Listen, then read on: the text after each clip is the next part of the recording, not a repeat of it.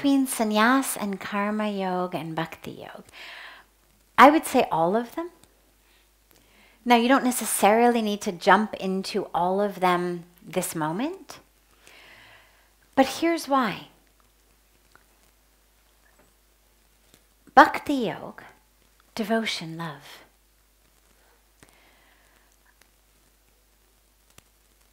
Easiest way to connect. Love God. Love God in form, love God without form, love God in the form of the tree in your backyard. It doesn't matter. But just love. The energy of love, when it runs through your body, is transformational. That which we become, do, manifest, due to the power of love, is more than we do due to the power of anything else. There's no other power in the world that is responsible for what the power of love is responsible for. So definitely you need bhakti. Now, it doesn't necessarily mean you must sit and perform puja for an hour a day. I'm not saying that. That's the ritual. The point of the ritual is to make us love God. But as you know in your own relationships, if someone really loves you, but they're not bringing you flowers, that's okay. Because you know they really love you. The flowers only become important when you start to wonder, does he still love me? And then you start to realize, my God, it's been like a year since he's brought me any flowers. Oh my God, maybe he doesn't love me. But if the love is flowing and you're feeling the love every day, you're not wondering, where are the flowers? And if somebody brings you flowers or sends you flowers, but you know they're just to buy you in some way, they've really messed up, they don't want to get in trouble, maybe you're their boss, some flowers, it's not going to impact you because you know this isn't sent with love, this is just sent to try to buy me. In the same way with God.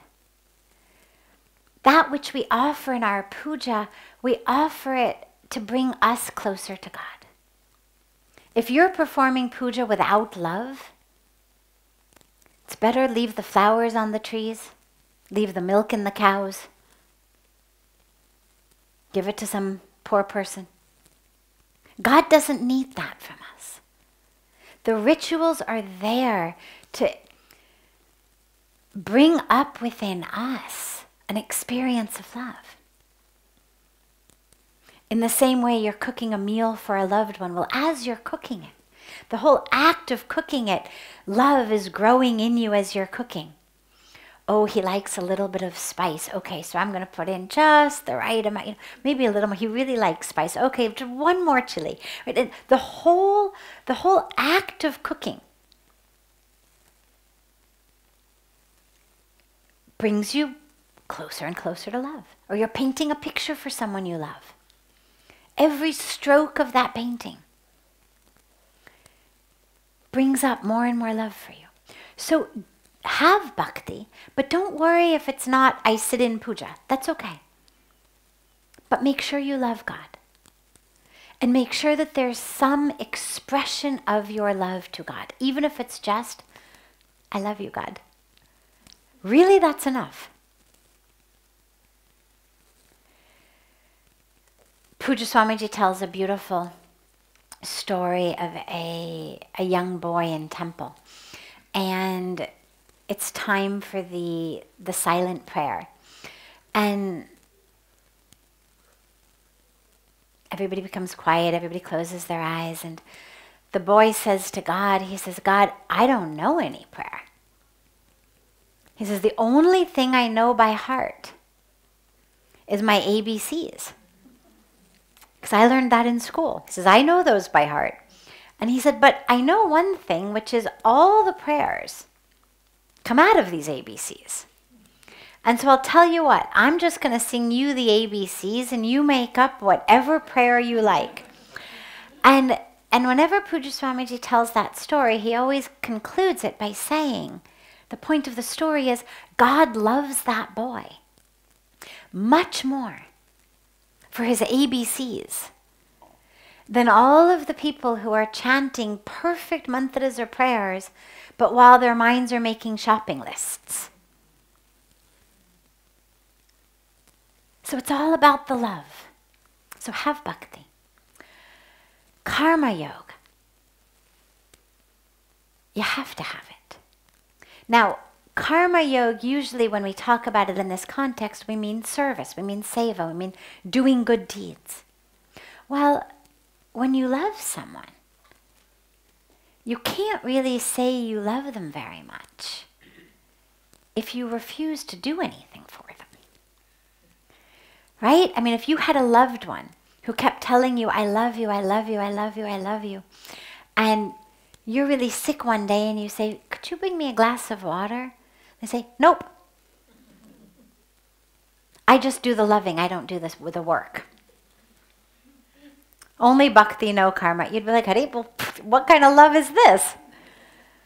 I need a glass of water. What do you mean you won't bring me a glass of water? How can you possibly love me and refuse to bring me a glass of water?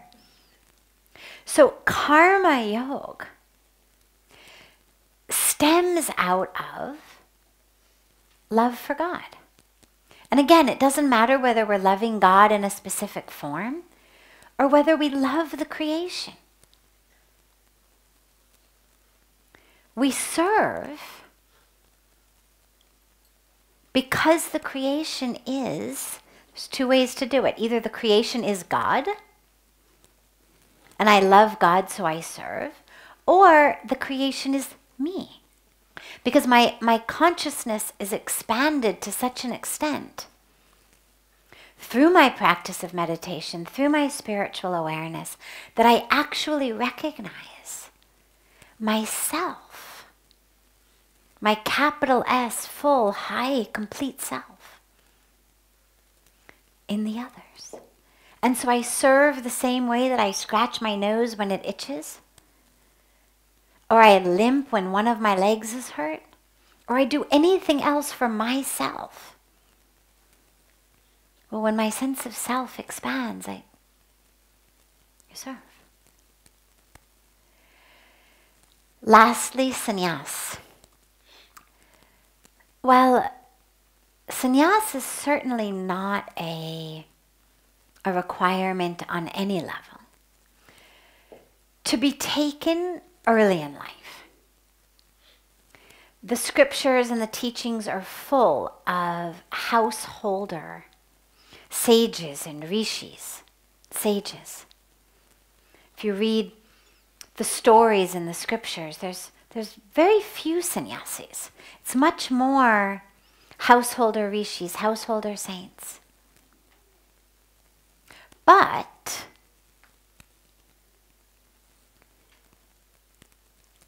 as our life goes on, right, we're given in the Hindu tradition, there's a sense of 4 what we call ashrams, 4 stages of life that are prescribed for everyone. First stage is your student years, brahmacharya ashram.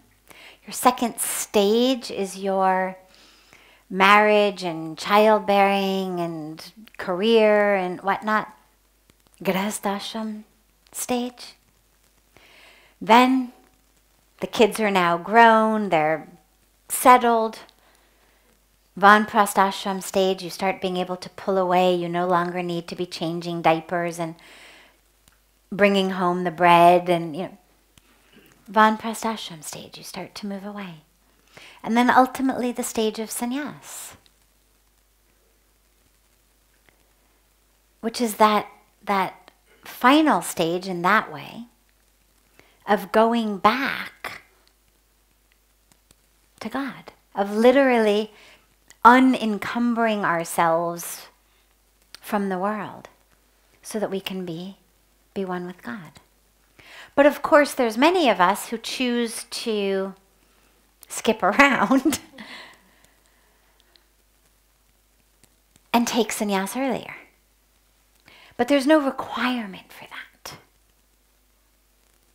You can practice bhakti and karma yoga, and you should practice them in every stage. And then, if you feel inspired, called to move into the sannyas ashram